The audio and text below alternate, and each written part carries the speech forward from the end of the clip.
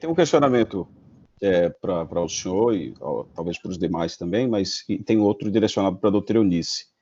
O primeiro para a doutora Eunice é por que a empresa de Tel Santana, que a senhora citou mais cedo, doutora Eunice, ela já não estaria apta, né, ou não deveria ter participado do certame? Essa é para a senhora, por gentileza. E a outra é a seguinte: qual é que é o entendimento da Polícia Federal com relação, e pode ser respondido pelos demais órgãos, mas com relação ao propósito do direcionamento, digamos, da Prefeitura para a empresa vencedora, que é a empresa do Tel Santana? O que é que os indícios já mostram em relação a isso, já que estamos falando aí de mais de 3 milhões de reais? Então, ele ganharia, ou teria essa benevolência, esse direcionamento, com tudo que já foi explicado.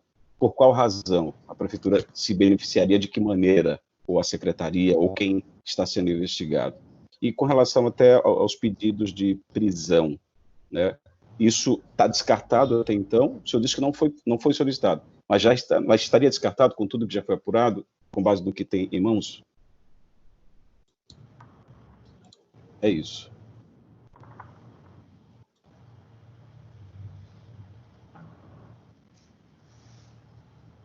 Doutora Eunice, se quiser responder primeiro. Bom, então eu vou responder primeiro. Em relação à questão da qualificação técnica, é que para participar de qualquer licitação, a empresa tem que provar que tem qualificação técnica para fornecer aquele serviço, entregar aquela mercadoria. E no caso do Tel Santana, não há qualquer indício que ele tenha qualificação técnica para trabalhar com climatização.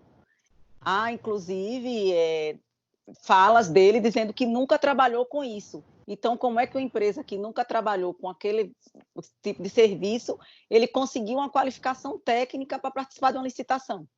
Então, só por isso aí, a empresa já devia ter se classificada. E ela não foi, ela participou, entregou, e nós vimos acompanhando o tempo todo, nós estamos acompanhando o tempo todo os problemas que estão dando na climatização do hospital de campanha, que ali está uma verdadeira bomba relógio, porque é um calor acima do normal, as pessoas reclamando, e a gente sabe, até qualquer leigo sabe, que hospital eles têm que estar com a climatização adequada, o hospital não pode ser quente, porque isso aí prolifera bactérias, prolifera outros tipos de doença. Então, por isso que nós estranhamos também a participação, e precisou desses documentos para que prove como ele conseguiu essa qualificação técnica para participar dessa licitação, já que ele não tinha isso, e ele mesmo conversa e fala que nunca trabalhou com climatização. Foi isso. Em complemento à fala da doutora Eunice, já que tocou no assunto climatização, quando a gente vai analisar as propostas apresentadas, nesse item específico, a empresa vencedora, ela apresentou o menor preço entre as empresas. Só que aí, justamente, será que esse menor preço ele foi apresentado porque a quantidade de toneladas de refrigeração não estava devidamente dimensionada e por isso que o preço dela foi menor? Então, só para ter uma ideia do quão importante é a precisão no dimensionamento. Então, às vezes, isso pode levar a uma falsa sensação de que realmente aquele preço ele foi o mais barato.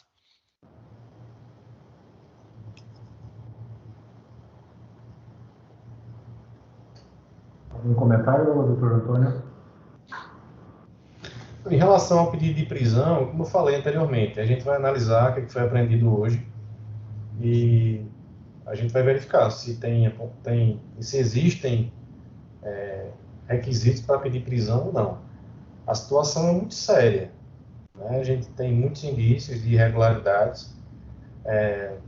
Na nossa representação por buscas, nós deixamos bastante claro que seria interessante haver o compartilhamento dessas provas com o Ministério Público, para que o Ministério Público analise o que está acontecendo ali na realidade, né? Então, assim, não vamos descartar pedido de prisão de ninguém, não.